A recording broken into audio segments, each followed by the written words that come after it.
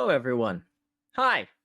Welcome. This is Expiration Race, our 4-part mini actual play series with the Mutant Year Zero system on Demiplane. We're glad you're here. Before we get started, I have two very quick points of business. First, the Mutant Year Zero Nexus launched yesterday on Demiplane. So if you think that this game is cool after watching it and want to go check it out yourself, you can do that. We've got links in our channel information, and they'll be popping in chat. But to help celebrate this, we will be giving away copies of the Mutant Year Zero core rulebook on Demiplane Nexus. So our wonderful moderators will be taking care of that. Be sure to keep an eye on chat, and you could win your own copy of the rulebook. And the second thing is I want to say thank you to Syrinscape for providing some basic ambiance for our game today, because epic games require epic sounds. Let's go ahead and do a quick round of introductions. Since I'm already talking, I will go first. My name is Josh. I'm the community and content manager here at Demiplane. And today I am your GM. He, him pronouns for both of those. Let's throw it to Michelle. Hello, my name is Michelle Bradley. My pronouns are she, her, and my character's name is Finch, and the pronouns are she, they. And is that it? I don't know. You can find me on the internet at I am Chubby Bunny. I have a list of my schedule there for shows I'm in. Coming up later this week, tomorrow, I've got a new episode of Port Saga, Vampire the Masquerade audio drama out on any podcatcher you use. And then, of course, on Friday, I will be in the season 2 premiere of New York by Night as a cool vampire. And how about to you, Aliza? Oh, hi. Cool. Yeah, I'm Aliza Pearl. You can find me at Aliza Pearl on Twitter and Instagram. And I have a lot of streams going on in October, so I won't say them all now. Just go to my Twitter or my Instagram. I just posted my October schedule for streaming. And I'm very excited to have this be my Wednesday night appointment, playing a mutant with these fine folks. And I'll hop it over to Kate. Oh, hello, everybody. I'm Kate Osborn. I go by Catie on all the corners of the internet. I use she, they pronouns. And I'm going to be playing Monaco tonight for you all, with you all. I don't know. And Monaco uses she, her pronouns. And I'm doing too much stuff that is not a responsible amount of stuff. So if you would like to know the stuff that I'm doing, you can go over to my Twitter, and you can also just go to katiesaurus.com. And I'm very excited to be here. Omega, it's your turn. Hooray! Hi. My name is Omega Jones, also known as the Critical Bard across all social media channels. He, they pronouns.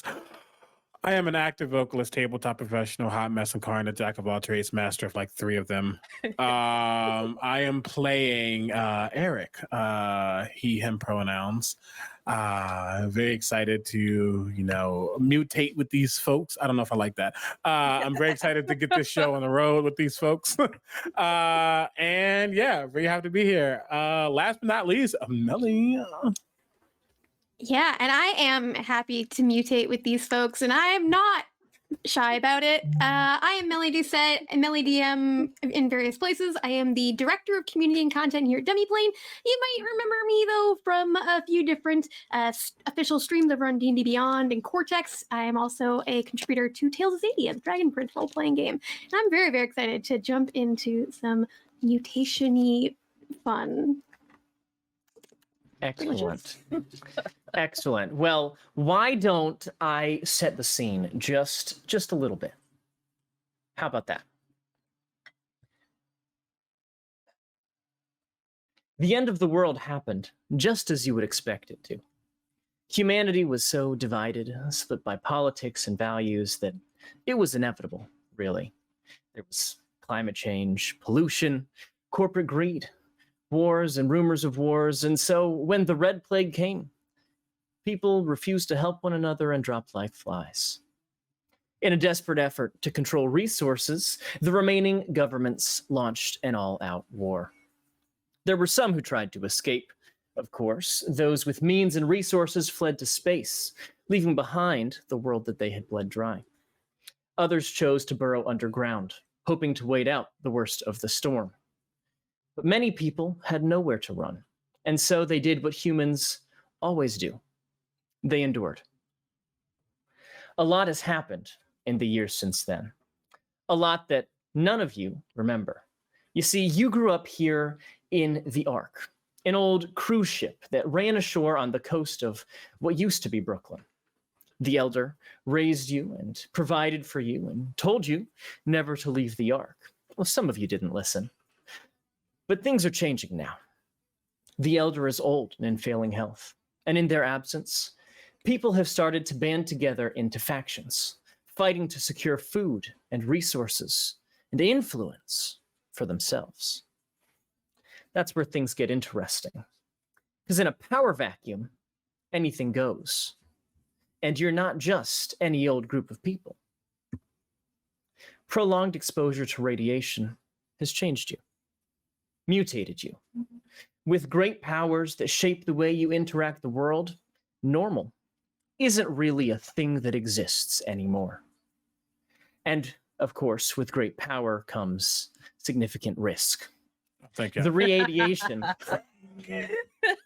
the radiation that gives you your mutations is dangerous. You call it the rot, but really, it's just the effects of radiation sickness, as we might know it today. It's real, and if you're not careful, it'll get you too. But your back is against the wall. You don't really have a choice anymore. With resources running out at the Ark, you have to do something to make sure that the population has food and water. So it's the start of a new age. This is year 0. And so as the camera pans in from this ship that has been run ashore, is sat somewhat haphazardly where buildings once used to sit, we focus in on a place within the ship, a marketplace that is located in the old commissary, the place where folks once got food prepared for them, perhaps. And now, as we focus in, Finch, you are walking with a friend of yours, a mentor of yours. There is a slightly older person limping along a little bit from an injury the last time he left the Ark. And as the two of you are going, running some errands, getting some food rations for yourselves, would you please just describe your appearance first? Sure. Finch is very small, wiry, wears a very large yellow rain slicker with a huge hood, goggles, and kind of, if you just glance over, you just see a little yellow blob like skidding around the edges of the market.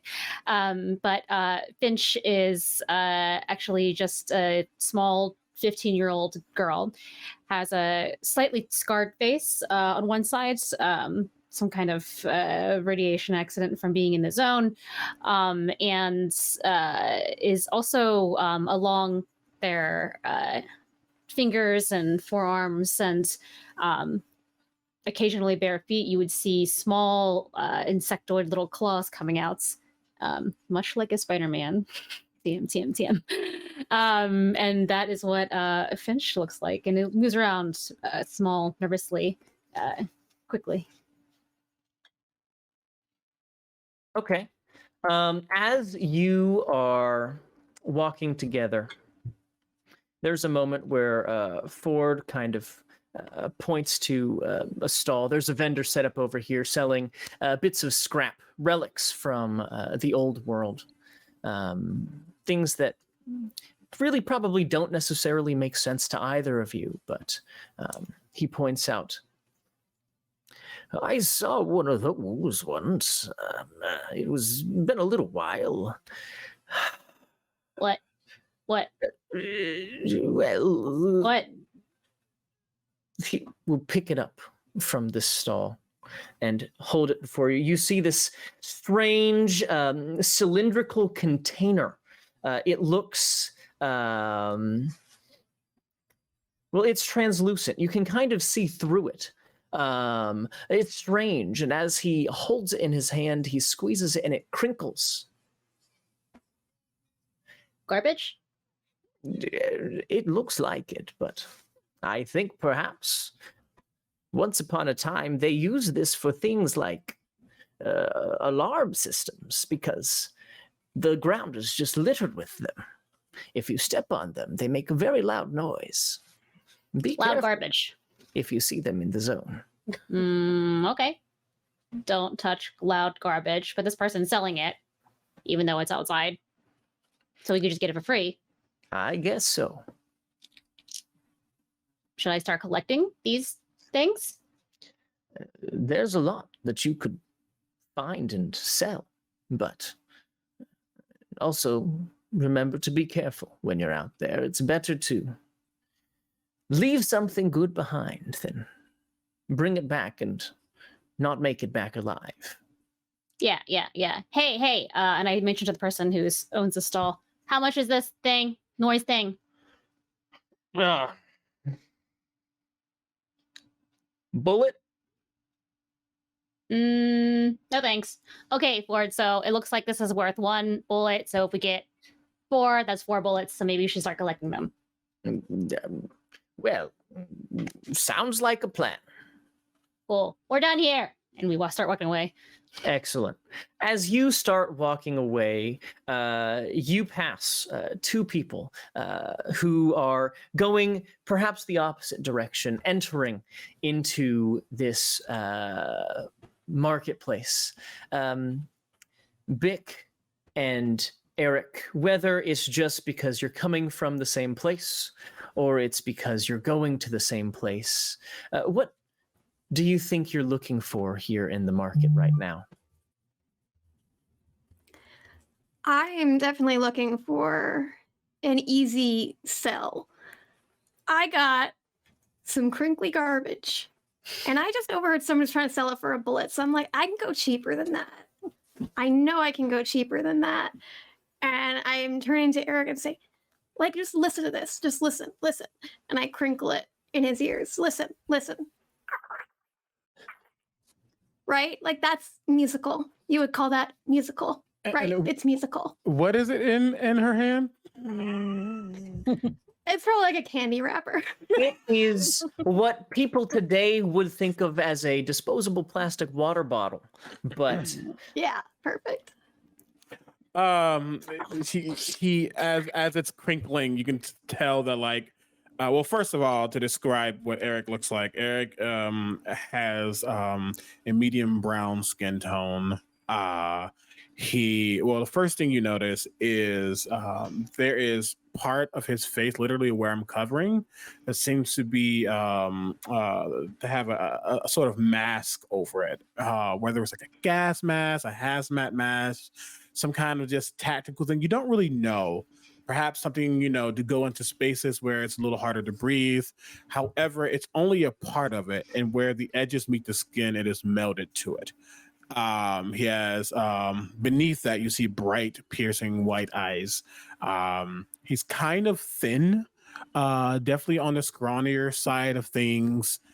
He wears, these fingerless gloves that have holes and things in them. Fingernails are not super long, but not necessarily super short. He does like to bite every now and then, so they're kind of jagged and irregular. And for lack of a better word, he's wearing theater blacks. There's no ounce of color upon him, even in like this waist area where you can have like browns and grays and rustics. He's just wearing all black, anything he can find, and some of it isn't even clothes necessarily, that he just formed into something to wear. But he's wearing all black, and he looks over and says, "That is quite a lovely sound. Thank you. I'm sure you can get something used out of it." Yes. Well, I mean, I was thinking about you, like, it'd be great, right? And so, if you've got maybe, I don't know, a pouch of nuts. No. I don't have a need for that if Half you of had the water. that's no. Do you need anything fixed? And I'm like kind of just I get like closer and closer to you. I have no sense of personal space. And you can And Vic is like average height, but holds herself pretty big. Has like a top heavy look, like triangle shaped almost, and they've got scars like all across the bottom half of their face, like around their chin and their lips. So like the closer they get, the more that's like it's like glistening, fresh, like burn scars looking stuff. Just gets closer and closer. Like, yeah. You need anything fixed? I gotta fix something for you. No. Thank you. I'm sure there are many people in this place who would love for something to be fixed by you. All right. Somebody else then. Well, if you have any manuscripts or books or anything with text, that could be useful. So garbage. Not garbage. No. These are important artifacts, things that are quite useful for when this is over and the world can be begin anew. Can you shoot with it? Can you eat it? No, but it enhances your intellect and understanding of the world that we are in.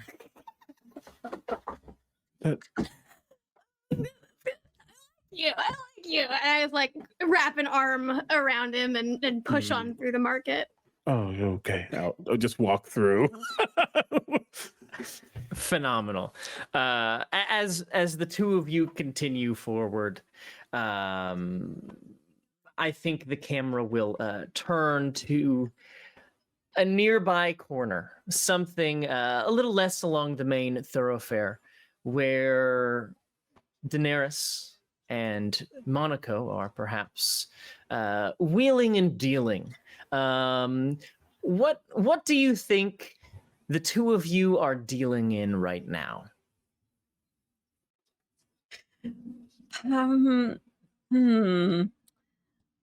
Well, I feel like, first of all, I'll describe Daenerys, aka Dany. She's a short queen. She's 5 feet tall. That's it. She might say it's 5'2", but it's 5 feet. But also she has a bright pink mohawk. So, that probably makes up like 6 inches on top of the 5 feet. She also wears a dark, deep brownish red trench coat, leather, fingerless gloves, and some combat boots, and probably some type of like baggy pants and t-shirt underneath. She always kind of looks sweaty. She never takes the jacket off though. It's her look.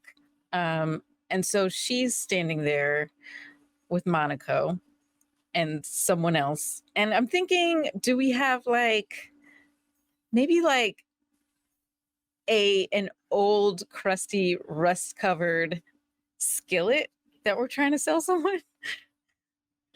Yeah, for sure. Yeah, so I'll introduce Monaco.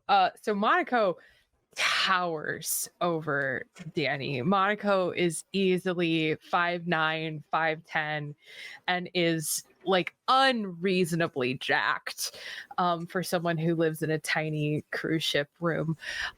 She has long, just unruly, curly dark hair, and much like Dany's mohawk, Monaco kind of looks like she dressed to match the mohawk. She is wearing a bizarre amalgamation of just like the brightest colored stuff that she could find from just all over. This very like kindergarten teacher meets like 50s housewife sort of vibe if they had both been through the apocalypse. And so these, she's got like a cardigan and like, some like a jacket over that. And everything has been very delicately patched and sewn and embroidered over the best that she could. But what is most important is that everything has been altered slightly.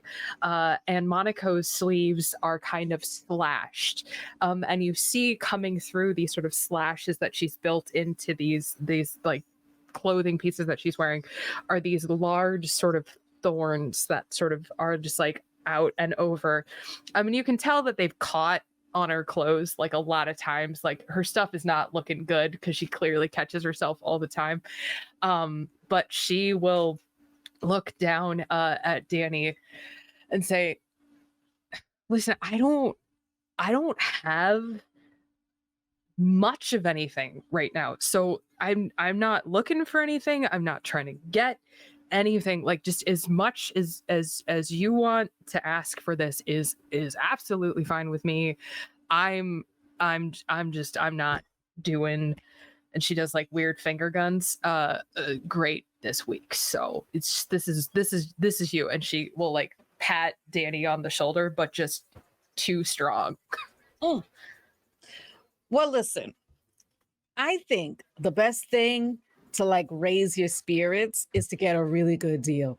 That always raises my spirits. You know, I have never once in the history of my limited lifespan and experience gotten a good deal. I don't know how you do it. That's so why we're good. here. I know you you are great at it. I am not. I go in for the, and then I biff it every time. Teach me your ways. I'm genuinely asking you, please, how do you do it? Okay, let me show you. All right. Okay. Let's go. All right. So Danny there's around, yeah. yeah, there's this guy who perhaps you were in the process of setting up a deal with, and we're just having a little sidebar before going in and chatting with him. And so he's standing there leaning up against the wall. You can see this gentleman's hair is greasy. It's a mess. He has probably not bathed in a couple of days, but otherwise he's fairly well dressed. As far as what apocalypse times clothing would look like, there's not really any holes, and it all fits pretty well, which is an impressive feat. And so he's leaning up against this wall and turns as you approach. It's another fixer that you have perhaps done some dealings with in the past. Guy just tells everyone to call him Stan. That's not his full name, but he has everyone call him Stan. And he turns and goes, "Hey, what do you got for me today?" Stan, buddy, pal, how you doing? Oh my God, it's so good to see you. You're looking great. You're looking great, thank you. head to toe, amazing. What are you doing nowadays? Why do you have this like shine? You look amazing. Well, I tell you what, business has been particularly stressful recently, and that's part of life, Dwindling resources makes our jobs more important. But, I came into these shoes recently. Look at these shoes. Oh. Aren't they great? They got a little shine on them. Oh my God, they're so shiny. It's like blinding me. Oh my God, I can't see. But enough with the flattery. What? Okay. What are the goods? Okay, yeah. My associate here has an incredible piece of metal for you to look at. All right. Oh. Listen, we're not showing this to anyone else today.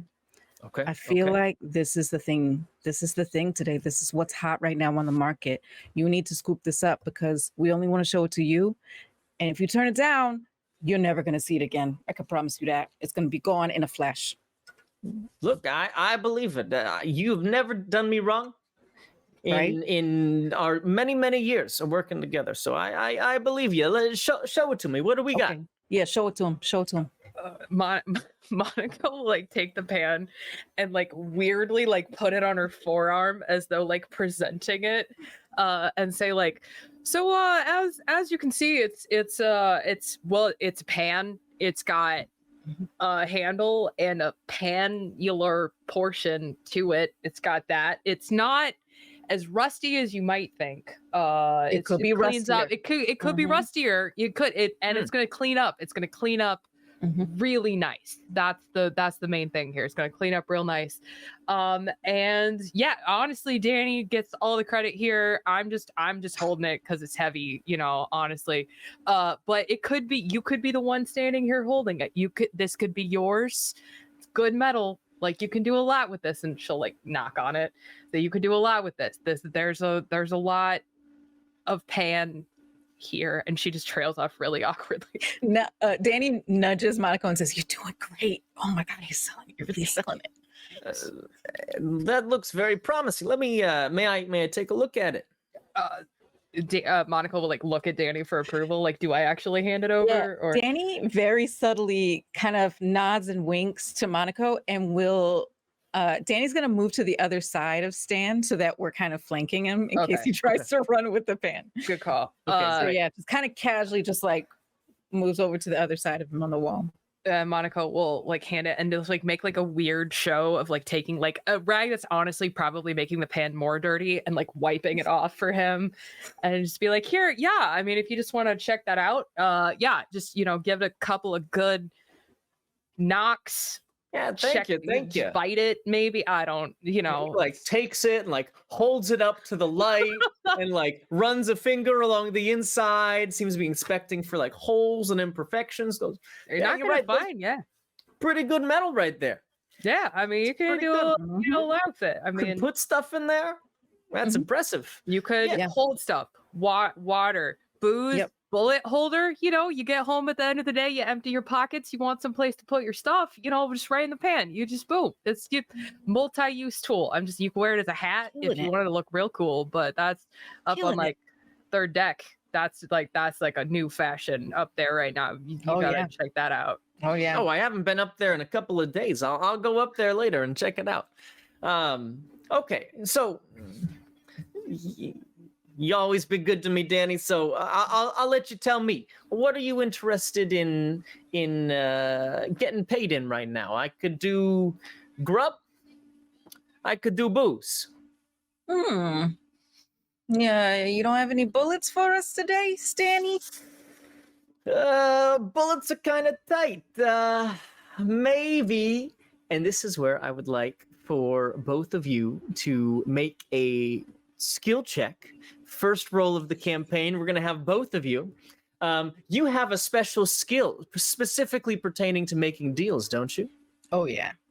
Would you go ahead and make that roll for me? Okay. So I just rolled the dice for make a deal. Plus your attribute. This is a great opportunity to just talk about making rolls as a second. This is a dice pool system. So you're going to put a couple of different things together to make one roll. Any 6 that you get on a d6 is a success. So you have attribute dice, which is your main physical score that goes along with. You have skill dice, which is any specific training that you have in that specific thing. And then you have gear dice, which might be associated with a specific piece of equipment you have. Most common example for this would be like a weapon in combat. So you would add your attribute dice from the skill associated with it, which I think is empathy, and then your skill dice into a pool and roll them. And just let me know how many successes you get. All right. Okay. So I got a success. I got 1 success. Okay. Did anyone get more than 1 success? Nope. All right. Awesome. That's great. So the way that this works, you have both succeeded. There are no negative side effects, no consequences. Good job. So he takes a moment and he looks for a second. He says, you know what? I could do bullets. I've got,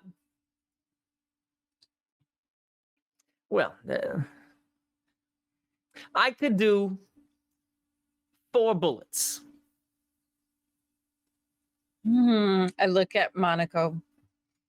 Monaco is gonna roll her eyes, and she's gonna say, Stan,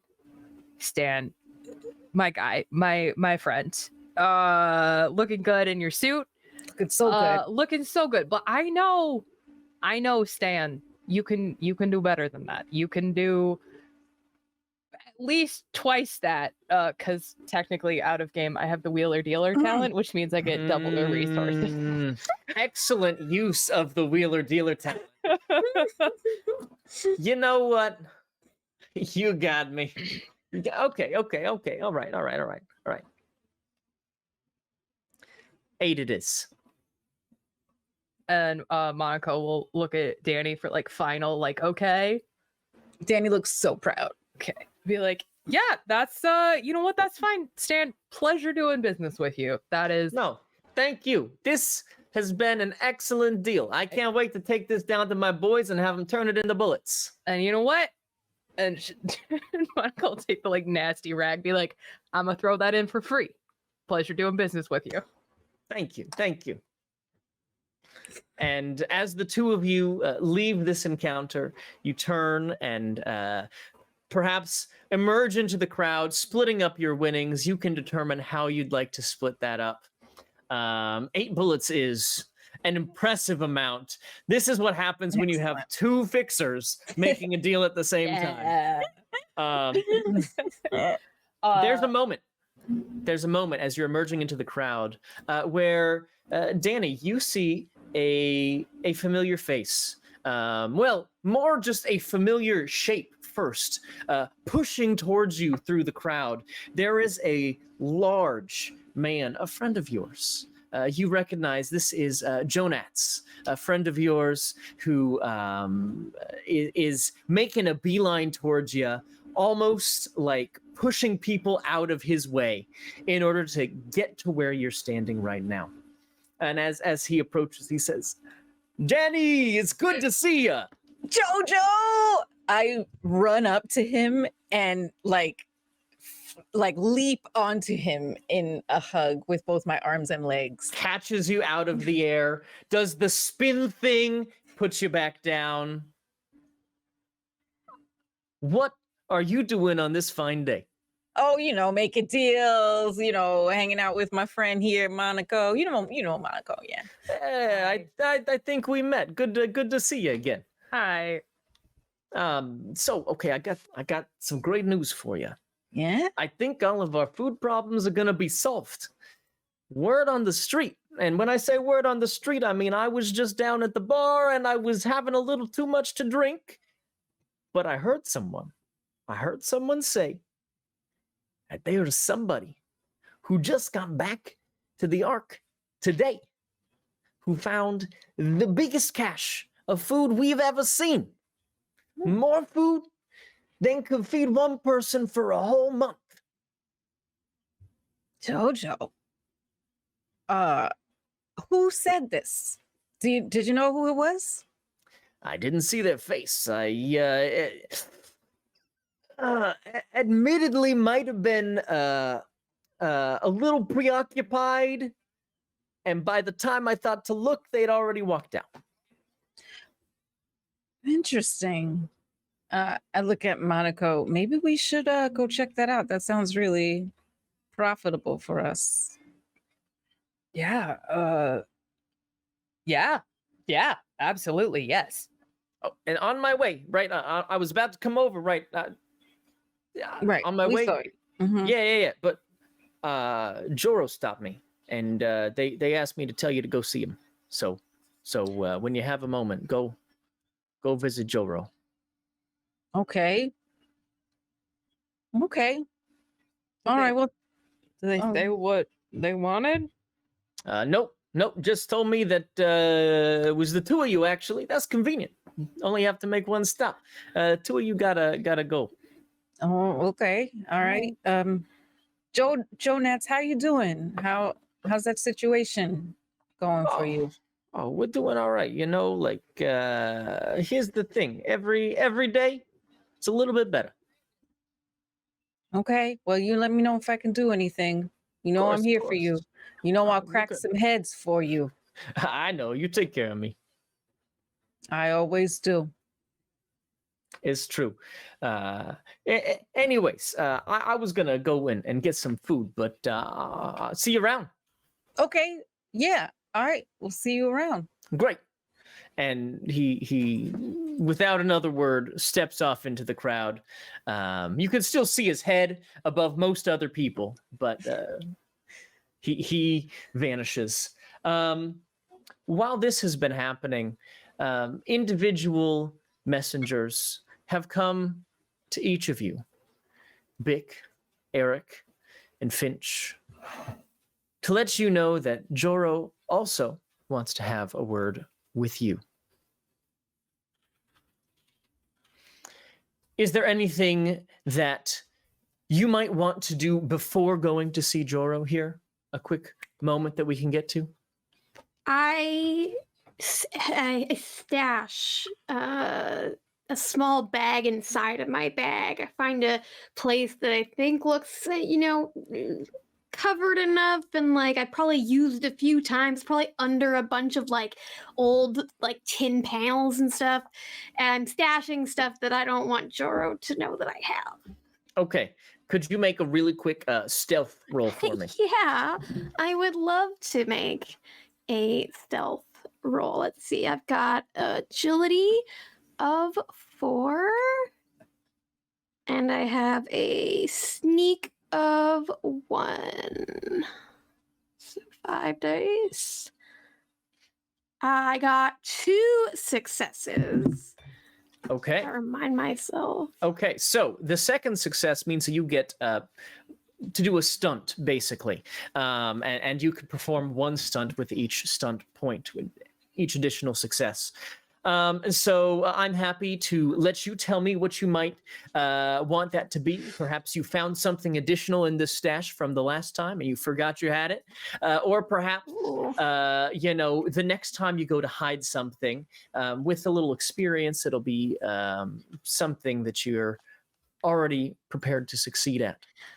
I would just like to use the stunt to say that this hiding place definitely works and nobody's going to steal this stuff before I come back. I think with a stunt point, we can do that, yeah. Protecting my stash. Great.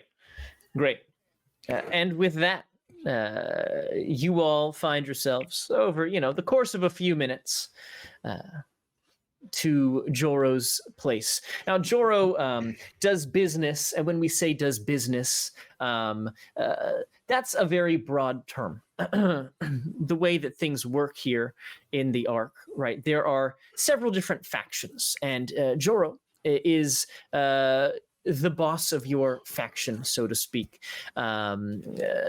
Basically, it's kind of like having someone who looks out for you. Older brother or sister, or in Joro's case, an older non-binary friend. And they look out for you. Make sure that if you're short on bullets or short on water, that you have what you need.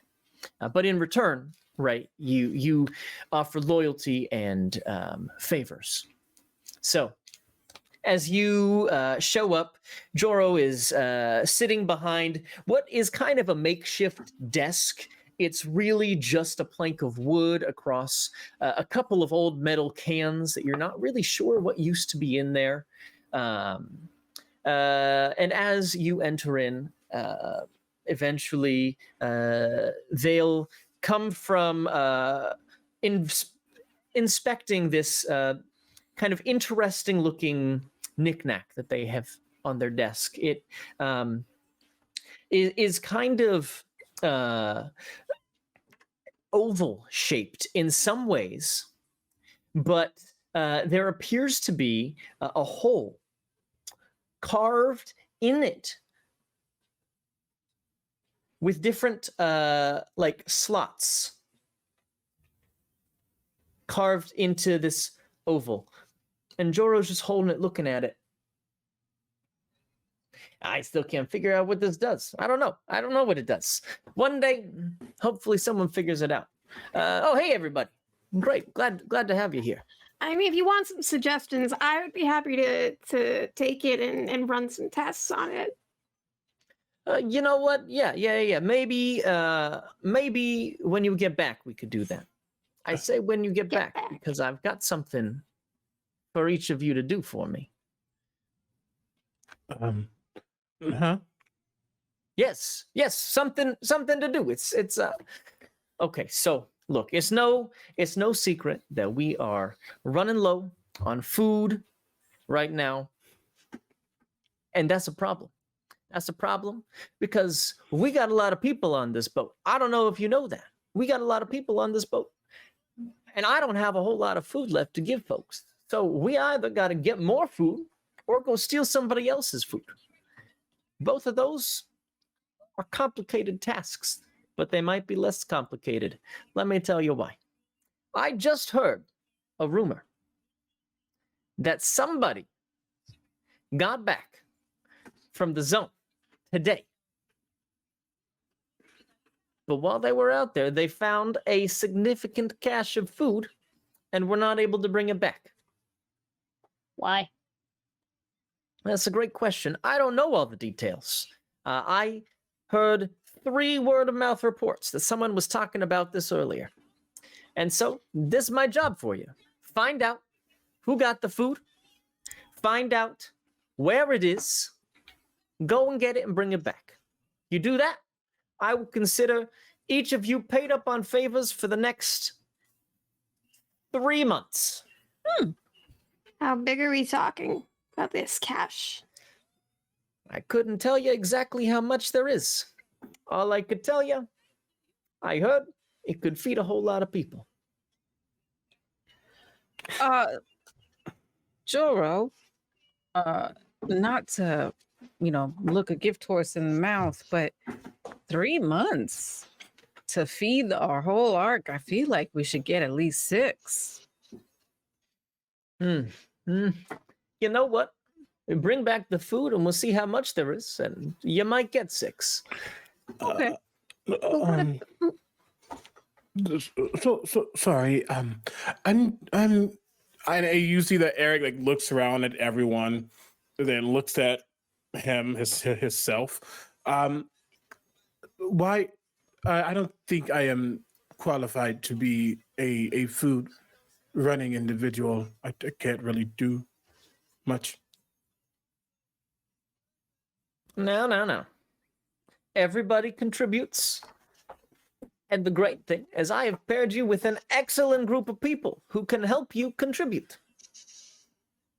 Yeah, Joro, no disrespect. Obviously, you're doing your thing and all that, but why us? Why, this isn't, frankly, unsubstantiated rumor. You know how rumors fly around this arc. You don't even know if this is true. It could just be somebody got real excited about a cave full of empty cardboard boxes. It's happened before. Why are you sending a bunch of people out on faith? Sure. I understand that you might have reason to doubt that every single rumor is true.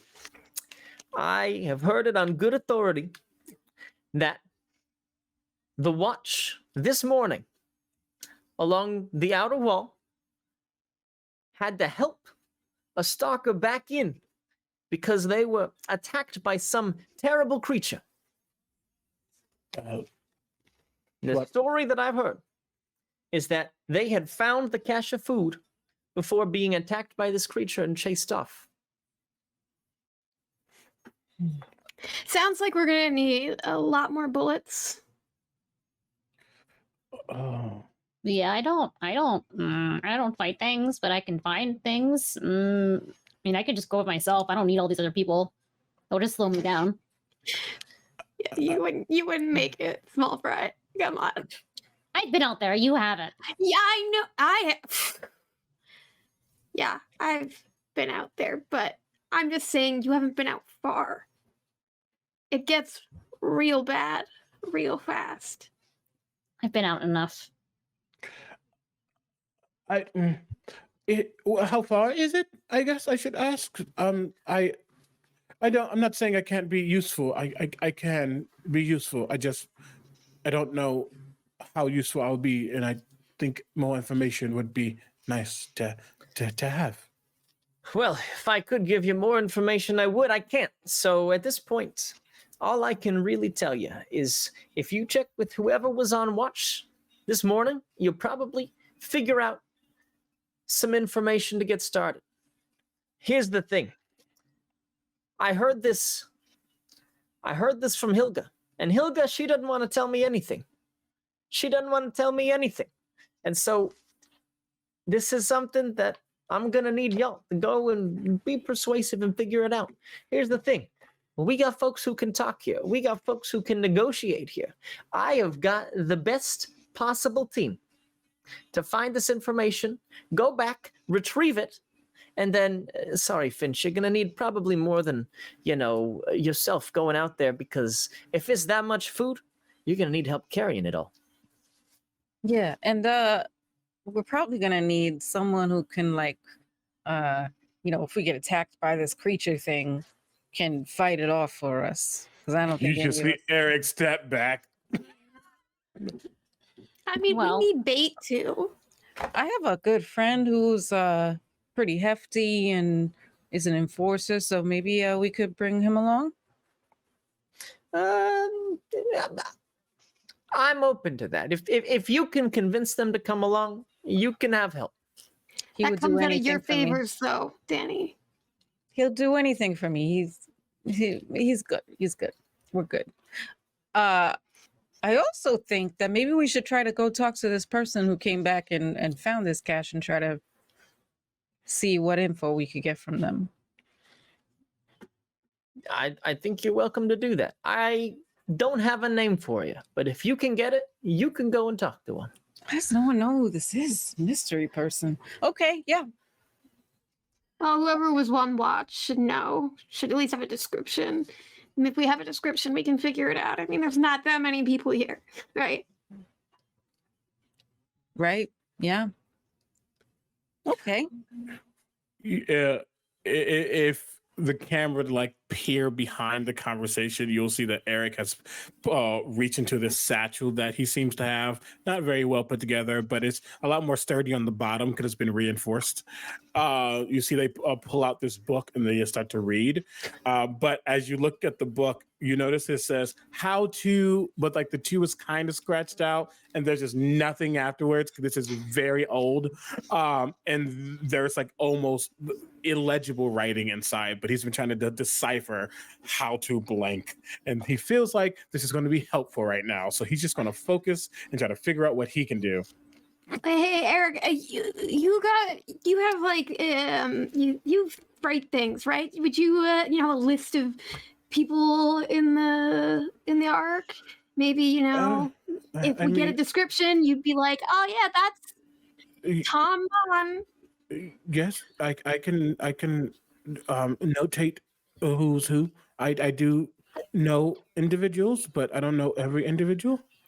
Look at that. You just found a use for yourself. Oh, we're gonna die. Okay. Juro, okay. So do you know who the guard was that we're supposed to be looking for? Do you have a name at least, or like a shift manager?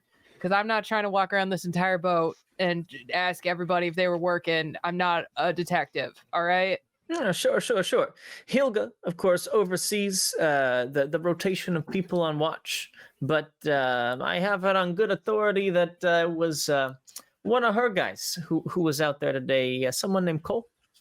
All right. So we're looking for Cole. The book just slams behind. I don't know. Nerd, can you write that down? Yeah, Do you know Cole? Do you know Cole? I think we can find other people, maybe. Oh my god. Okay. Eryk, my friend, my buddy, you're gonna come out into the zone with us. And so if you can't face somebody in the arc, you're really gonna not have. No, a good I didn't. Time out No, there. And no. I mean, it's not gonna be a good time. But just imagine how much worse it's gonna be if you can't deal with stuff here first. No, you I'm know? just, there are many enforcers. I mean, and he looks at Danny, doesn't know your name or has probably heard your name, knows it starts with a D, but doesn't know anything past that. What's your name? I apologize. Oh, I'm Danerys. You can call me Danny for short, though. Would you prefer Daenerys? Sure. Sure, I like it. Yeah, I like my Okay. name. Daenerys, you said you had an enforcer friend. I'm sure he has information we don't need to necessarily go to. Well, unfortunately, my sweet friend is how do I call this? He's like a big sweet dummy, and he didn't. I already asked him. He actually told me he heard that someone had come back with the food cache and everything, and I said, "Did you see their face? Did you get their name? Did you know?" And no, he hadn't. He didn't have any information. Now I could ask him if he knows this Cole guy, and see if maybe we could go through him, if that makes you comfortable. Let's just we could go talk to Hilda, Cole. You know, or like Hilda. I'll I know a good fast way to get to her. So I mean, let's just motor. We Yeah. can talk to Cole. That's fine. Listen, if you got a Great, problem love it. with this Cole guy, you can like stand behind me. All right. You can Yeah, just me too. stand out in the hallway. It's fine. Do but you need to go hide, Eryk? Are you afraid of Cole? No, I don't need to hide. No. Let's just go talk to Cole. It'll be fine. He'll have information. He's good at what he does. He's very good at what he does, and I'm sure that it'll be useful. All right, let's just thank you, Joro, for your for trusting us, I guess, and hopefully we don't, Die. see to our ends by the end of it. Yes. Really quick, I just want to reiterate our need for more bullets. Yeah, and any other weapons and stuff that you could spare would be great. I can probably help get some. Wait, let me not lie to you. Hold on. Don't lie to me, Eryk. I- Don't lie to me. I can probably get some more bullet for if you need some bullets. where are you getting Why did- bullets from? I not everything is about being super good at finding things or fixing things. Some people just like to smile, and I can make people smile. So and you what get I paid do, in I bullets mean, for if that? you get me bullets, I will definitely. I will get smile. individuals too. who might need some bullets. Hopefully. Okay. I like how that sounds. All right, let's go find this Cole. Let's go. All right. As we leave, I do turn to Monaco and I'm like, by the way, is there actually a cave of cardboard boxes? Because I could really use that kind of scrap. I don't know. I heard a couple of years ago. I heard a guy say that there's like a whole like shipping container out there that's just Years ago. boxes as far as the eye can see. So I don't know. Maybe you can dream. Fort will. potential alone is Unmatched. All right. As you begin to head out, are we going to find Cole? Yes. As we're going, if we like go through an alley or I don't know, it's somewhere, he'll look for individuals who are just kind of just like not necessarily, I don't want to say homeless, but like not necessarily like down and out, but just kind of individuals. Mhm. And we don't got to like go through all the role play of it, but he'll just kind of just saddle up, not necessarily saddle up, but like just kind of watch them and just kind of whistle. And I'm seeking to use my performer ability. Mhm. While I'm in the arc, I can perform for people. And I'm thinking to like, kind of just soothe, maybe they're like cleaning up. I'm like soothing. I'm actually singing a song that I read in a very, it took me a long time to figure out the lyrics and the word, but it's called the Happy Working Song. And he sings this just kind of to himself, but also out loud so they can hear it. And I can sing a song or do whatever. I can roll to inspire. And every I guess what's the hazmat? Every looking- success. Every success gets me a D6 of bullets or ratchets of grub. Okay. nice. Go ahead, and make your check for that using. I presume it's an empathy-based empathy, skill, yeah. so your attribute dice. I and- color coded my dices. I'm proud of you. Nice. So I do 5 and 2. Yes. And then every success is a 6. Yeah, so 6s are going to be your successes. That's 3 successes. 3 successes. Okay. So in Do that the ones case, matter. not right now. If you were to Okay. push your roll, 1s would matter. Gotcha. And I mean, you could choose to push your roll if you wanted No, I to, don't but need to. No, there's a risk associated with that. I absolutely will not. Okay, great. So go ahead and roll 3d6, and that is how many bullets you will get from people. Jesus. That is 12. Jesus. Oh Okay. my god, we are rolling in throw it bullets. all You know what I'm honestly gonna do? I'm gonna make bullet. that 9 bullets. It says bullets or rations of grub. I'm gonna Okay. make that 9 bullets and 3 rations of grub. If that's okay. Great. Go for it. Perfect. Just in case we're out for a while and we need more food. Good call. And I just kind of like just take these and you know keep singing the song that I totally didn't plagiarize. And I probably like fall behind the group and I like run back over. Oh, okay, sorry. And I just like hold out bullets. I'm getting my. He literally just holds them. He has no want for them. I'll take them. Oh, okay. Yeah, I'll Yeah. take some. Yeah, I'm taking as many as I'll I take can 3. I grab guess. before other people grab. Yeah. Hey, okay, yeah. Danny takes 3. The rest of you take what is math? I 2 think we each could would do total 9. 9. 3. So Oh, it was choose 9. each Sorry, I for thought it was meal. 12. No. I'll No. take less then.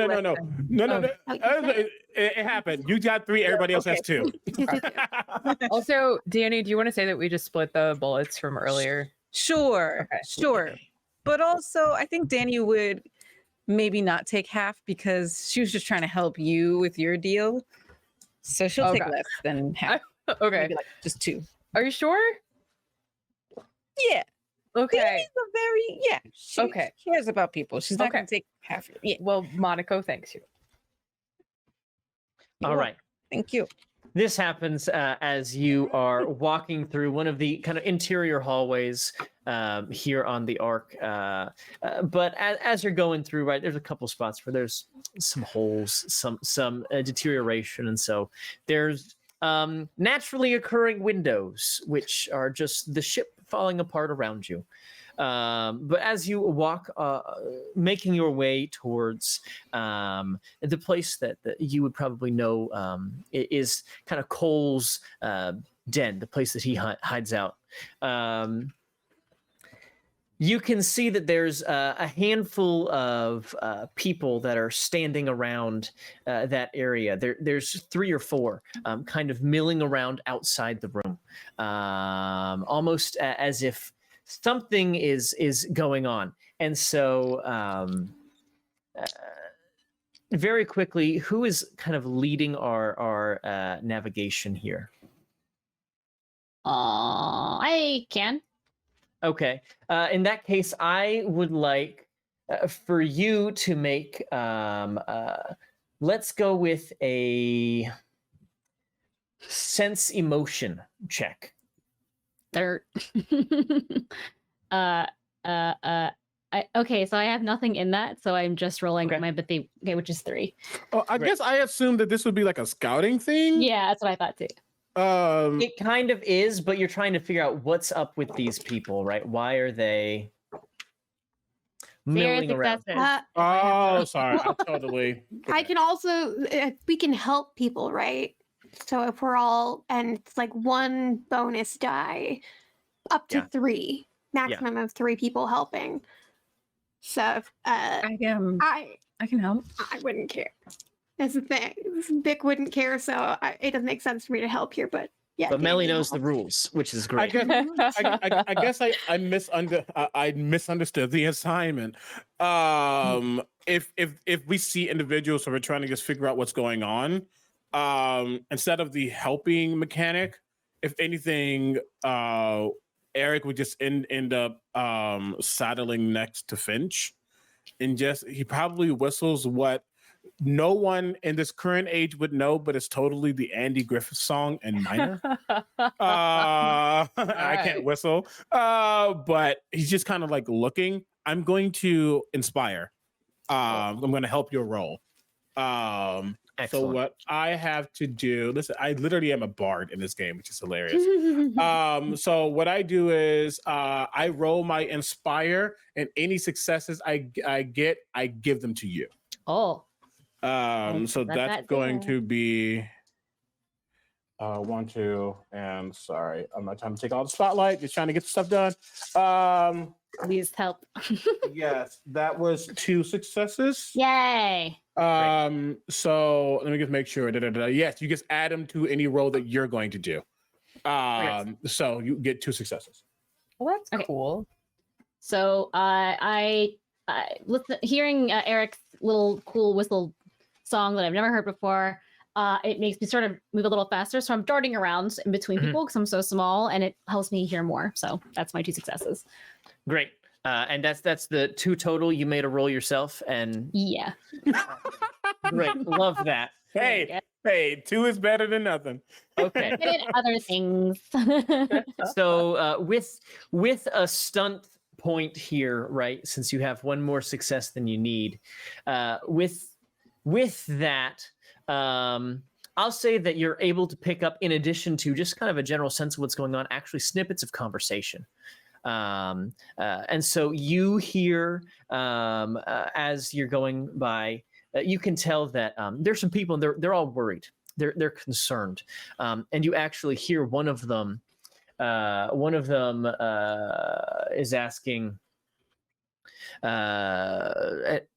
another person, saying, "So, do we know anything about like how are they doing? Are they doing okay?" And the response comes back, "I mean, I heard it's pretty bad, but they'll be okay. It's just going to take some time for the injuries to heal." I mean, do we know what did it? No idea. Never seen anything like it before. I scoot back to the group. Cole's all messed up. He got attacked by something and is all messed up now. And that's why everyone's being weird. What kind of messed up? We're not specific, but it sounds like they were attacked maybe by something outside. Wait, are you sure it was Cole? I would say quick Who was messed clarification, up? because Cole was the person who was, I guess, one of the scout people, the people who were on watch, and then the person came back. Correct? Are they referring to the person, or are they referring to Cole? Oh. The snippet of conversation that Finch just heard is unclear. Okay. Oh. Yeah. So I don't Monaco know. will say that and look over at Eryk. Okay. Okay, sorry. I don't know. Anyone? Hold on. And I would like to sneak my way to the door to look inside and see who they're talking about. Yeah, go ahead and give me your sneak check. Yay, I can do this thing. So it's my sneak is a 2, and then I also get my agility, which is 5, so that's 7 dice. 1, 2, 3, 4, 5, 6, 7. I like using real dice. Boop, boop, boop, boop. Yeah, I was like, I got to get mine color coordinated. 1, 2, 3 successes. Ooh, 3 successes. Nice. Awesome. So as you sneak forward and are able to get successfully kind of up, no one is really seems to care that you're there or has noticed you. Perhaps it seems like you fit in. There is a little corner window that you can kind of peek your head in very quickly. And you see someone you recognize, actually, in there, lying on a pallet on the floor. You spot another stalker, someone that you know very well, in fact. This is Tula, who seems to be injured. They have scratches, these massive slashes through their clothing. And you see, as she's lying on the ground, Cole is keeping an eye on her right now, as she seems to be sleeping. I tap on the window. His head kind of shoots up, and he looks at you. And I go like this. And I go back to the group real quick. Hey, guys. Hey, everybody. This is good news. Amazing news. So You found out what happened? Yeah, so Cole is fine. They're watching Tula, who's not fine, and that's hilarious, and I love it. So Tula is the stalker who came in. who got attacked by a thing is sleeping, and that's what happened, I think. Okay, so you know this person, so you can go in and like find out what happened, right? I don't know if they'll talk to me because she sucks real bad. But yeah. I would Yeah. like to point out that if I have to speak to Cole, you have to speak to this individual. Not wrong. Third idea, why don't we just send the 3 people who are unrelated to hating any of these people to the room and we just stay outside? I will take this as a adequate solution. Oh, I would be delighted to go speak to Cole. Don't forget, Tula sucks. Cole, I have no opinions about, just so you know.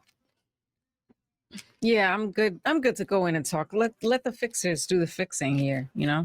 Send us in.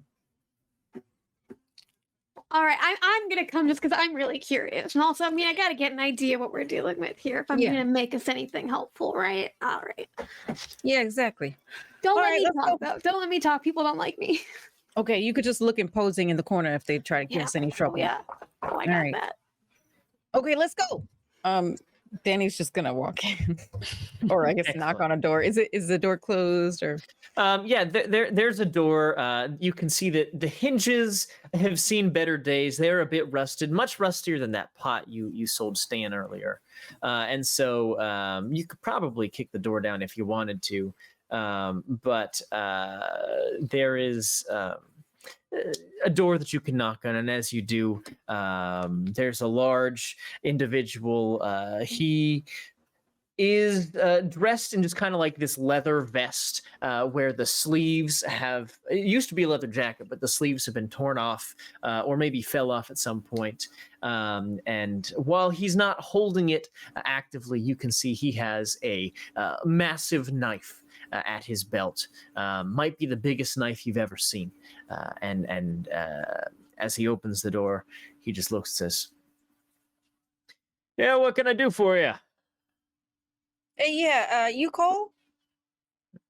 Yes, me. Who's asking? Oh yeah, my name is Danerys. This is my associates Monaco and Bick. Okay. We're being sent to do some investigating to bring back some food for the Ark for everybody here, and we just need a little information to help us on our journey. We're hoping to speak to the person you got in there.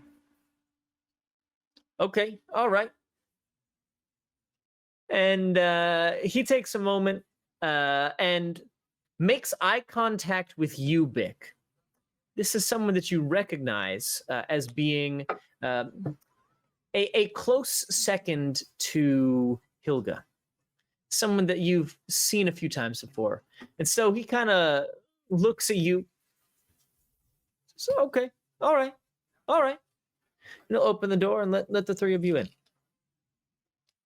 Monaco is kind of gonna hang back, and it's like it's clear she doesn't really want to like interact with him, but she's gonna kind of like stay in the room in case like stuff goes down. And I think Finch is at the door. I'm not sure if Eryk is with me or not, but I'm just sort of like clinging to the edge of the door, but not like just sticking my eyes out and listening, Okay. but not going in. Yeah, it's like one of those, he doesn't want to, but he's definitely like, I should probably know what's going on because I don't trust them to be able to maintain or retain information. And he will get as close as possible, trying to not be necessarily seen by Cole, but yeah. Fair enough.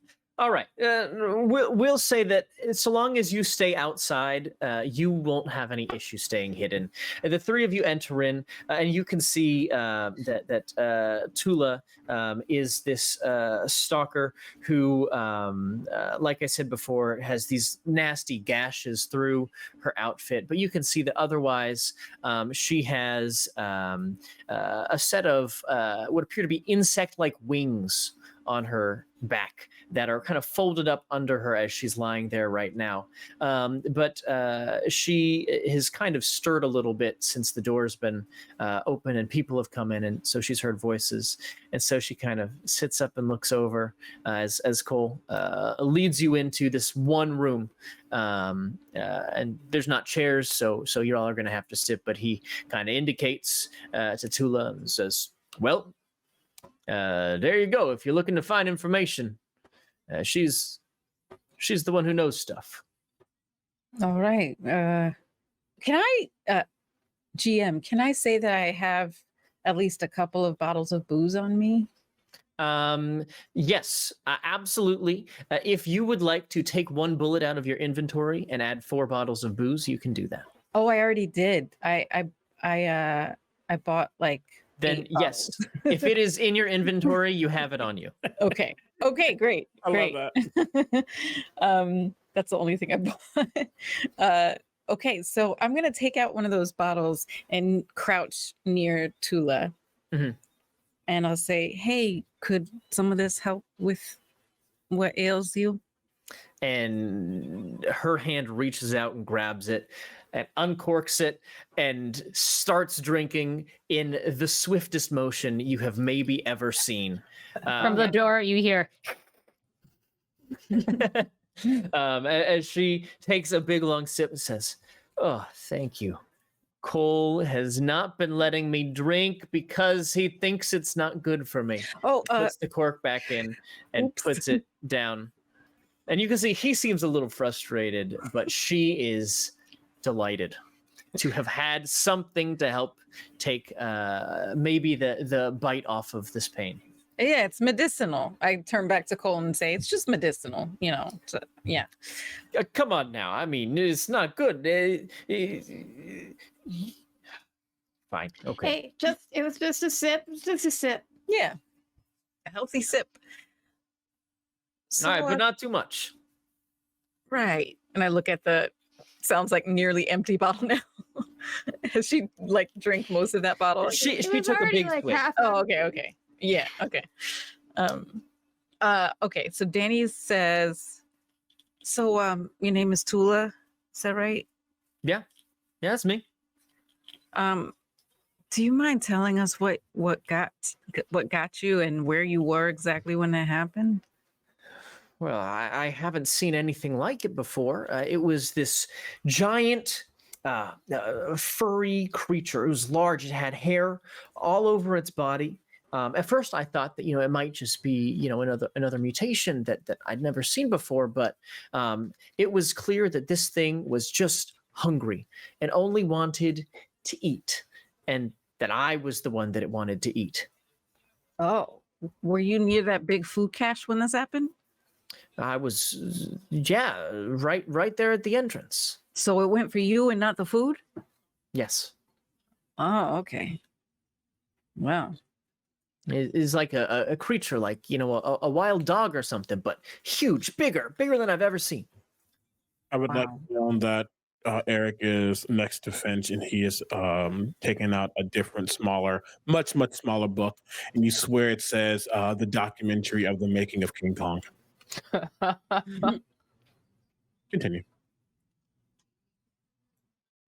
Oh, God, that sounds really stressful. Did it make any sounds? Did it talk? No words. But it seemed like maybe like it was protecting a territory or something. I don't know. I'd never seen anything like it before, but no, it didn't talk. Growled. Crowds. Mm. Did you notice any other little smaller furry things running around? Not that I saw, no. Okay, so we're not sure if it was like a mama bear. I say it to the other two.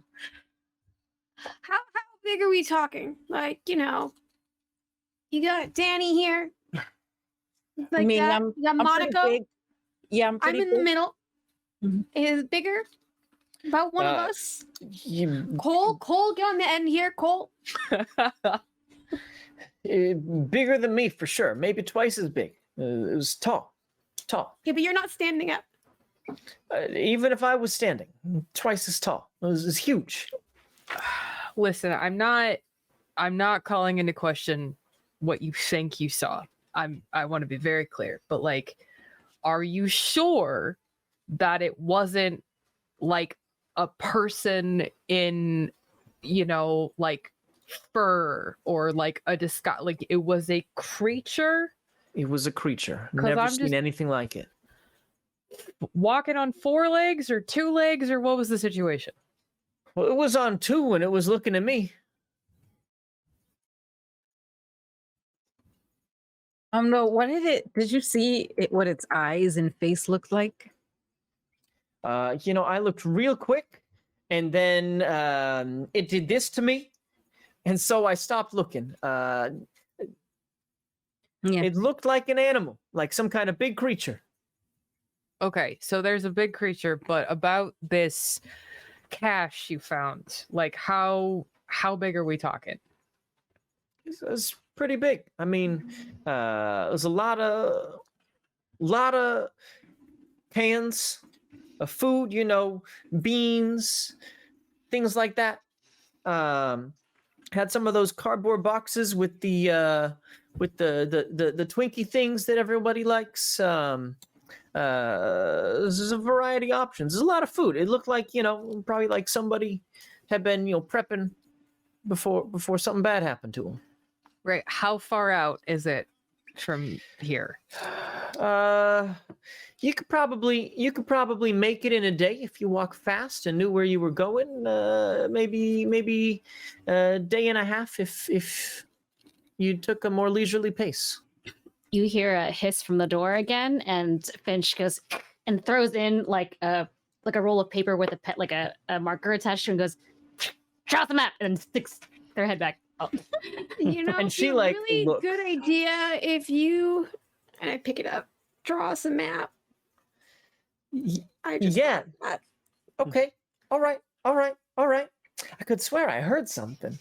It's and, the rats. Mm-hmm. Yeah. Mm-hmm. and she will draw you a map. So DC, if you could please display the hand-drawn map. Ooh, I did. Finch. You already Mm-hmm. had that prepared. I'm amazed. I just love how literally Truly a hand-drawn hand-drawn is. map.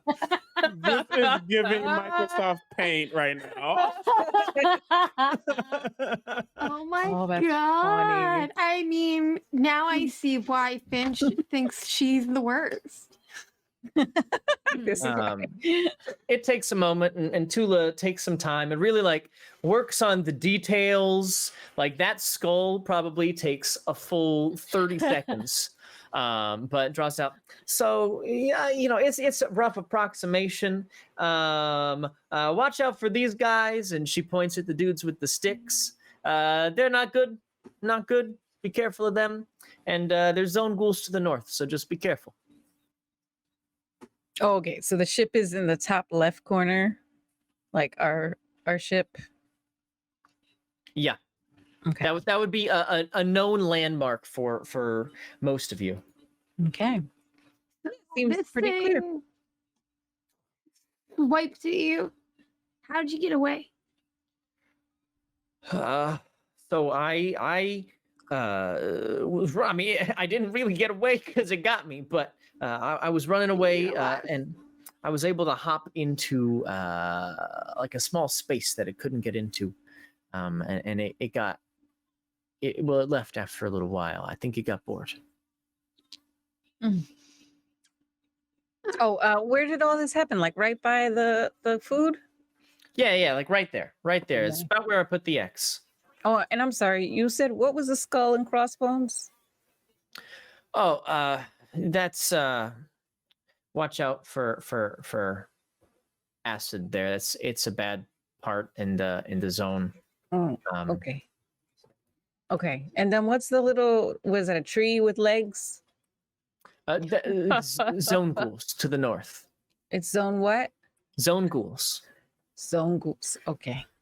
If taking 2 seconds to just step back, if you have ever heard like campfire horror stories in this day and age, it is about zone ghouls. Is they come from nowhere, they steal everything they can, leave no survivors, and vanish. Several stalkers have probably told stories of friends that never came back because they had an encounter with zone ghouls. Yikes. Okay. Rip. Danny glances at Bick and Monaco and also Finch and Eryk at the door. Like, okay, all right, good to know. Is there anything else you can tell us that might help us? Not that I can think of right now. If don't get too close to the water out there. Is contaminated. Okay.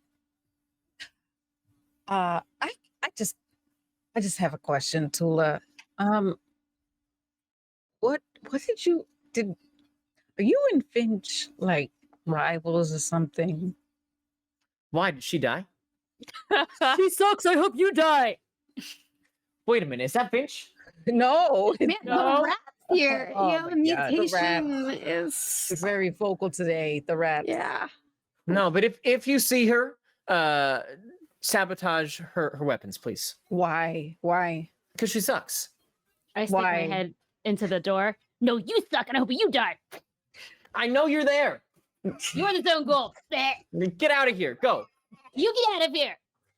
And she just takes another sip and then like lies back down and is at this point ignoring y'all now that she knows that you're connected to Finch somehow. Okay.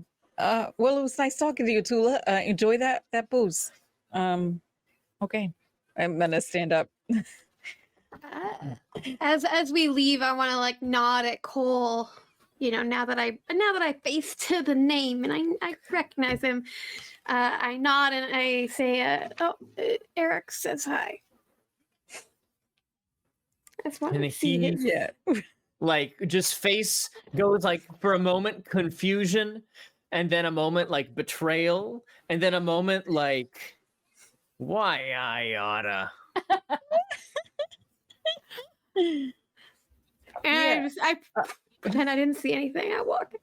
And I'm gonna walk up to Cole now after Bick walks away. And I'm gonna actually take out my brass knuckle and put it on my hands. Be like, yeah, Eryk does say hi, and Eryk says, he's got friends. That's Eryk, it. Walk Jeff, back. Eryk literally sticks his head and says, Eryk does not say this. Don't listen to them. You just do what you need to do. Please stay away from me and the things that I have. Thank you. Yeah, Bye. stay away from him and the things he has. Okay, okay, buddy. He is so confused right now. There's just this moment of like stunned silence before he just goes, what the hell just happened? You just got Dannied. And Honk. he will usher everyone out and shut the door. And you can hear it like slams. Like he might be a little mad right now. It's fine. We got what we needed. Can we please not antagonize him further? Thanks. Sorry, I mean, you didn't really tell us what the relationship was like. It's just, I just would rather not have him down my gullet, throat, whatever. I mean, you're gonna be in the zone. This is the That's perfect time actually to the burn problem that I would rather just, it's fine. Did you get what you needed? I think we did. Yeah. And about Eryk, sorry about that. I don't know. Y'all are like, we're a crew right now, and I get protective of the people around me. So I just couldn't help myself. I'm sorry. I mean, that's very kind of you. I just don't want him to destroy more than he already has. So Tell me more. I'm Yeah. invested. I'm we- interested. I'm we intrigued. don't need to. Can we? Okay, that's road stories, I don't though. like it. That's Yeah. the best place to just tell us everything. We're gonna be Yep. traveling together, creating a bond. It's gonna be great. Do I see the Tell map? you what, yeah.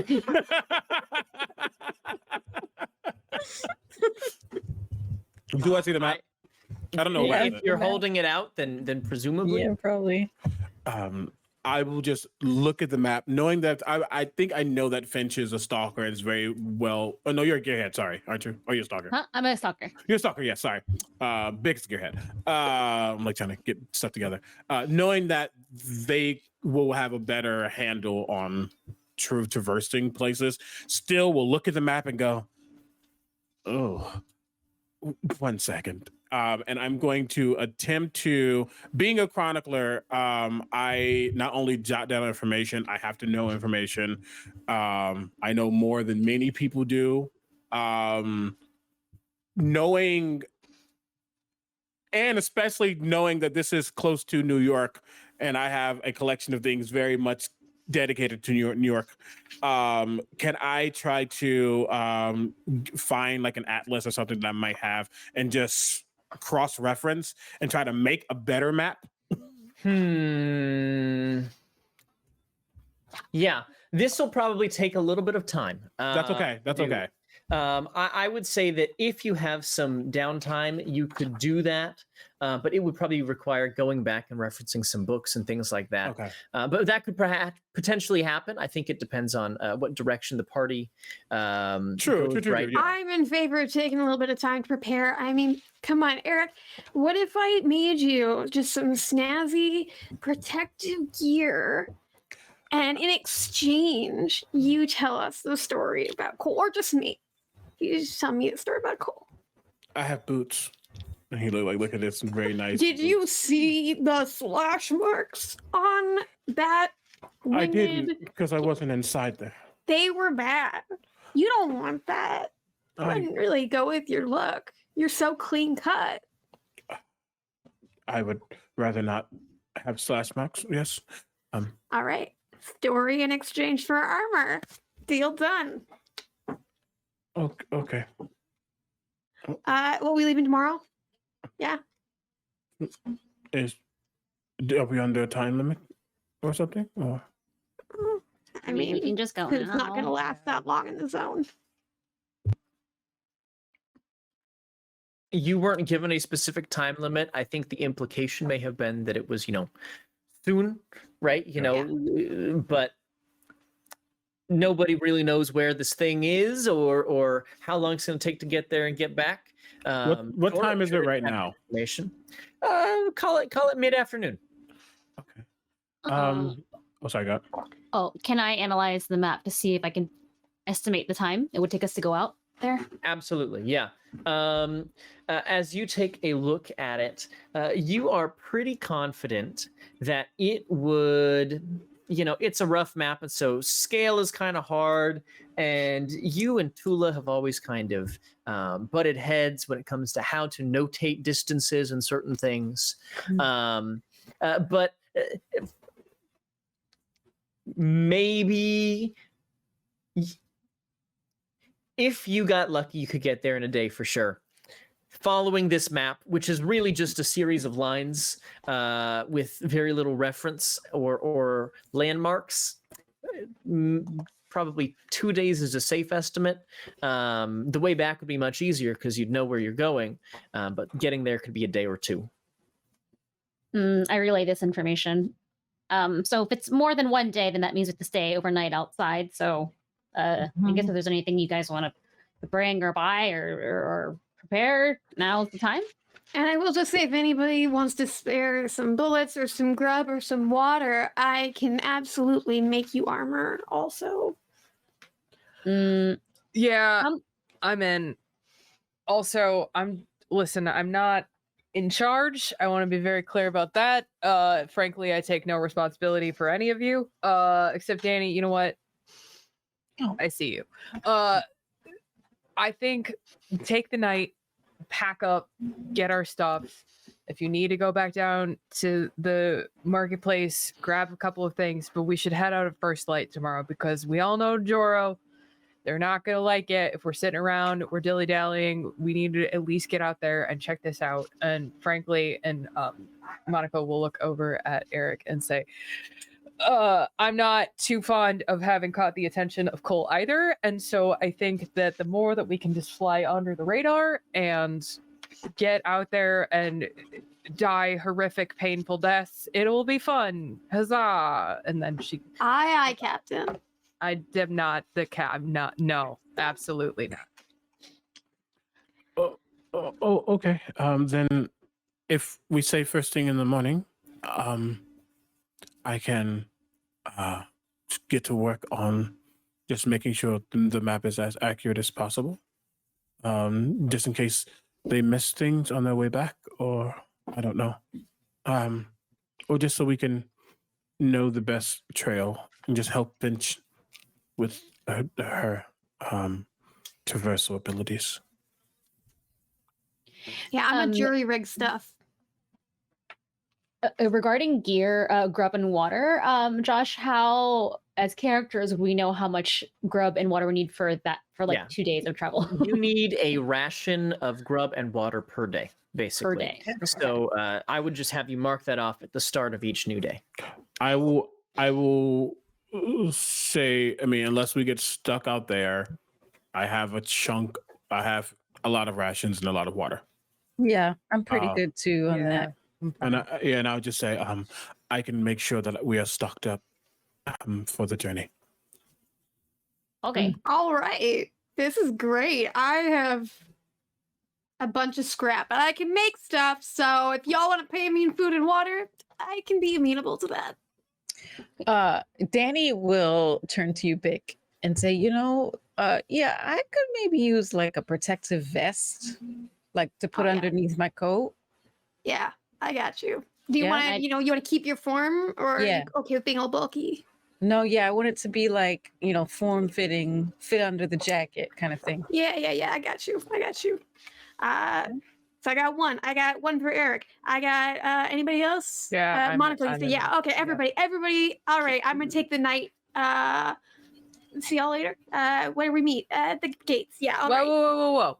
What do you want for the armor? I'm not about to have you come out and be like, surprise, 20 rations. Like what are we doing here? Food and water for the journey. All right. Oh. Okay. Yeah. And from Eryk, the story about Cole. All right. Can I just give you a bullet because I don't want to share my stuff? I'll take a bullet. Okay. I give you one of my 4 bullets. All right. It sounds like we are splitting up to go our separate ways for the end of the day. So, Mellie, I will have you make those rolls for me, and then you can tell me the results in a little bit. Eryk, it sounds like, is going to go back to his den and take some time cross-referencing maps. That will ultimately be a know the zone roll. I'll let you choose between comprehend or know the zone, because I think they're both the same. An argument for either one. And so you can go ahead and make that roll and get back to me with that in a moment. For Danerys, Finch, and Monaco, what are we looking to do? I'm gonna go back and stop by Ford and to tell him like what's going on with me and where I'm going. And then after that, I would just go to my haven and chill. Okay, great. Yeah, I think Monaco is just gonna go back to her den and just like pack up, throw a few things in a bag, get ready. All right, sounds good.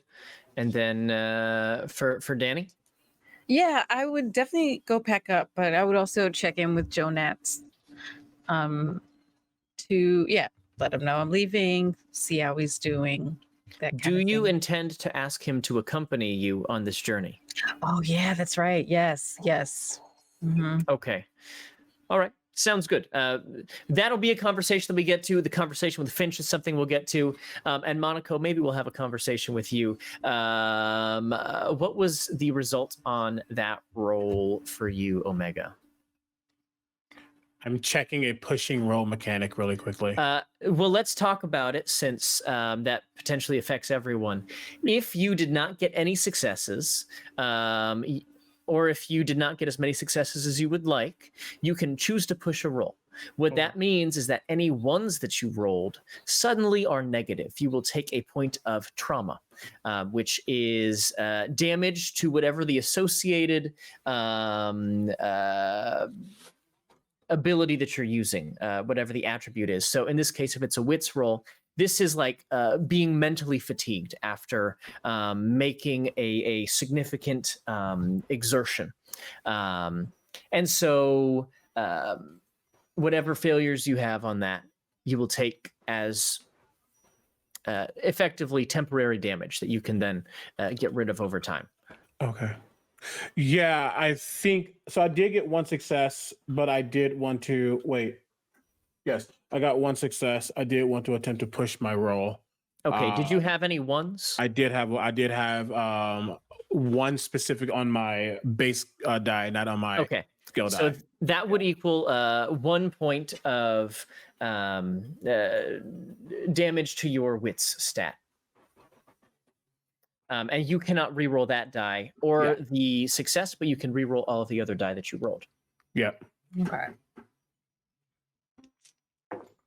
That's another success. So that's 2 successes. Okay. So 2 successes. Please mark the 1 point of damage to your wits. That's in confusion, I assume? Yes. Sorry. Okay. Yes. Yeah, I just wasn't looking at it and hadn't memorized what that term was. But then it says I also get a mutation point? Heck yeah. Yes. Every time you take any form of damage like that, you get an additional mutation point. Okay. Yeah, I think he's just knowing that Cole's here and wanting to pull his own weight because he has never seen himself as efficient in these type of activities. He can write stuff down, but that's never going to necessarily save you in that moment. He just wants to make sure that he can at least do something now. So he's really pushing himself, and I would even say that there's humming to himself. I will also say his den is the green room of the theater that was once in this cruise ship.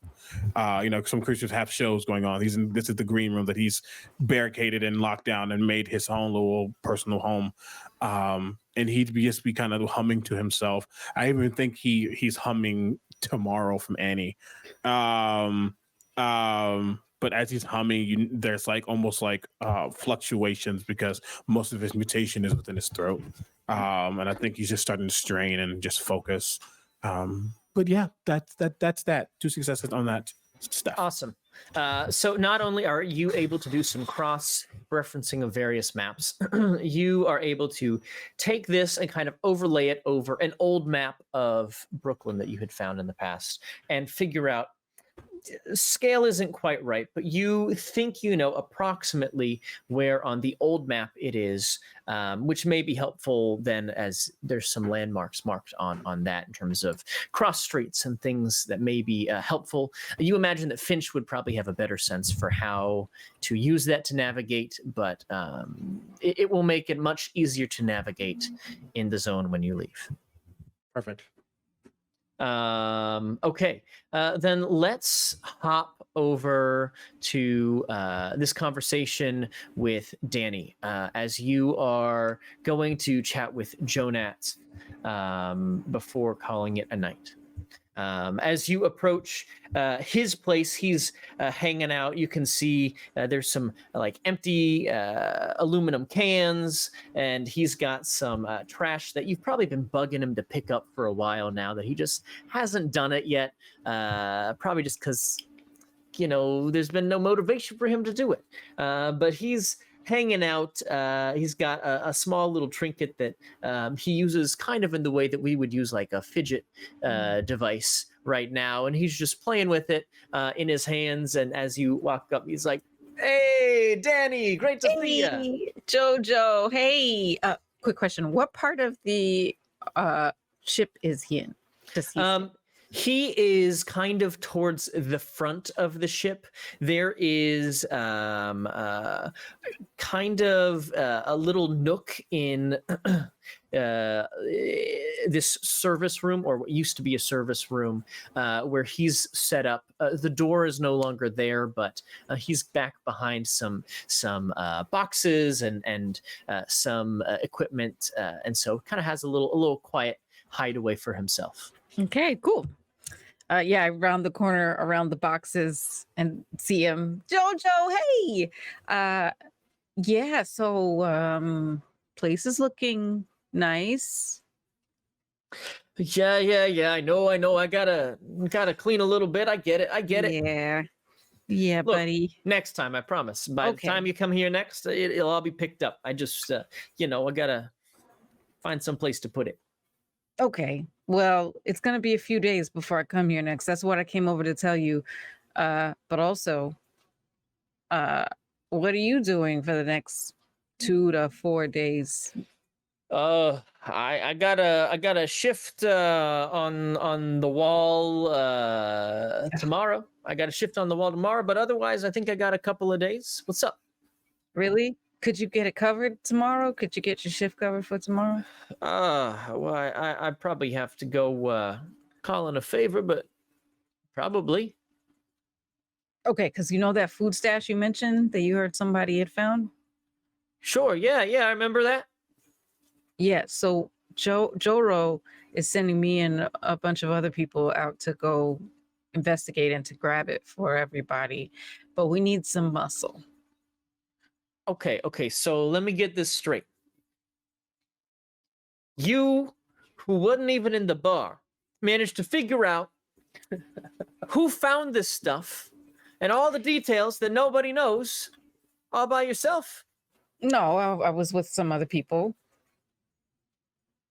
Damn, you are good. Okay. All right. It's just Okay. about asking questions and listening.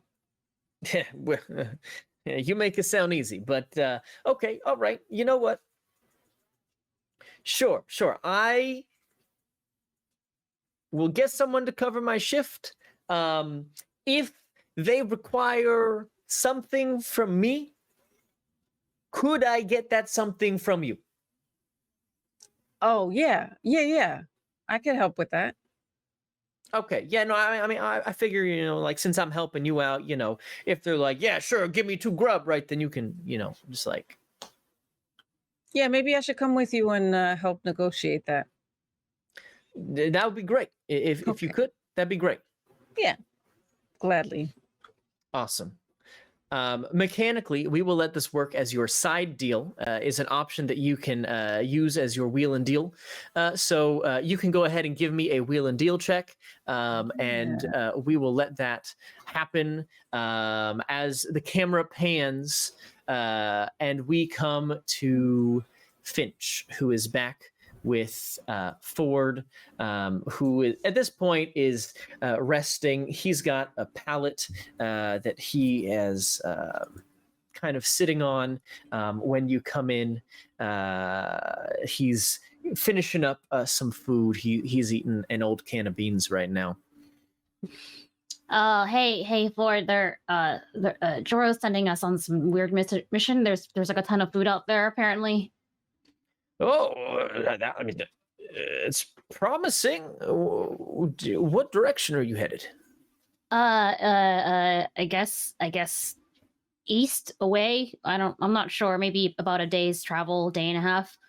But the information comes from Tula, so I'm like 50% sure there's nothing out there. That's dangerous area right there. Be careful. I don't know where exactly it is, but once upon a time, I had quite the scare. I bumped into some zone ghouls. It was not good. What? I've never seen a zone ghoul. Is it only as scary as the stories? Yeah, I pray you never see one. It's hard to make out any details. They're just covered in hoods, black cloaks, and they're just come out of nowhere. You're lucky. You're lucky if you see them before they get you. But they're just, aren't they just people? Sure, they're just people who will steal everything and leave you bleeding out on the ground. So just Tula, but in a cloak. Hey now, Tula's not that bad. She sucks, and I hope she dies. Oh yeah, speaking of Tula, she got attacked by something, like a creature. Do you know anything about a big creature that stands on 2 legs and is furry and could possibly be made up? You mean like a bear? That's what I thought it was a bear, but I don't know. It maybe not a bear? I don't know. I've heard that there are some strange creatures out there, but I've never seen them myself.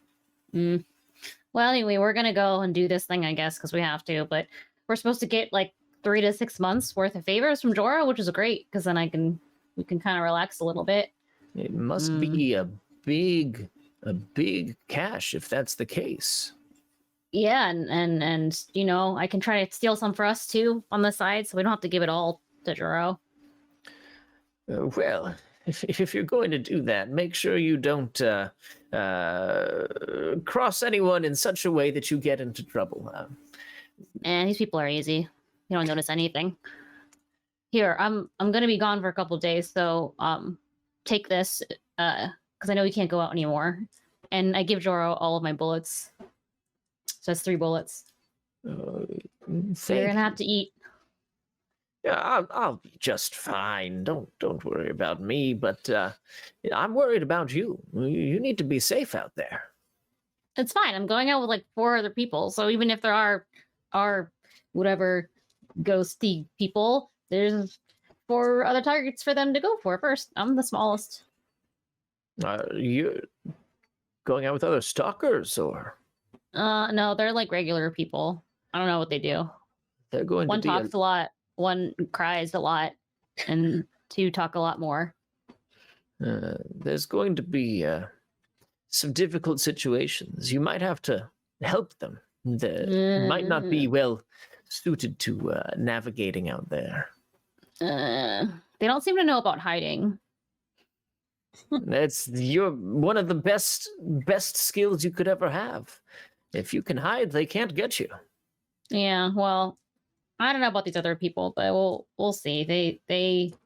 Everyone's got to fend for themselves, and you and me, with all that time we're gonna have to all those favors that Jorah's gonna owe us, we can start to get supplies and we can get out of here. You know? Well, if anyone could do that, I know it's you, Finch.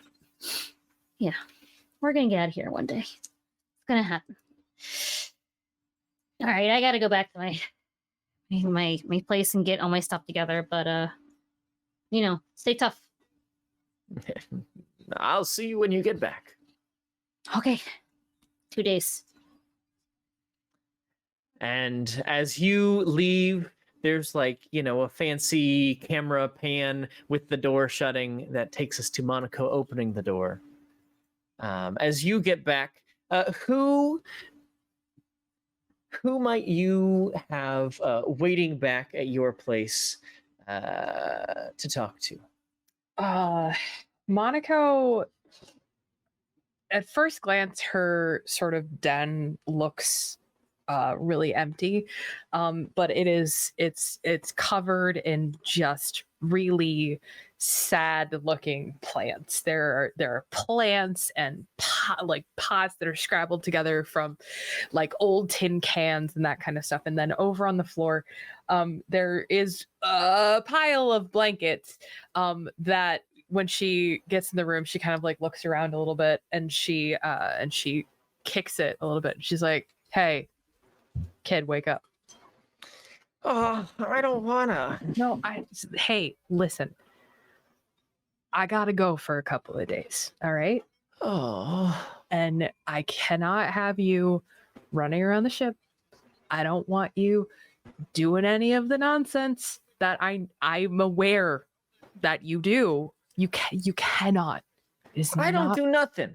Yes, you do. You do. Every time I leave you unattended, some kind of trouble goes down. All right? Aaron, listen, all right? You cannot. I'm going out, and frankly, and Monaco kind of like wrestles with saying this or not, but finally says, like, I don't know if I'm going to make it back. All right. And if that doesn't happen, if I don't come back in a couple of days, I'm going to talk to a couple folks down the hall, see if, you know, they can look after you. But like, you got to keep it together. All right. You got to stay away from Cole. You got to keep your head down.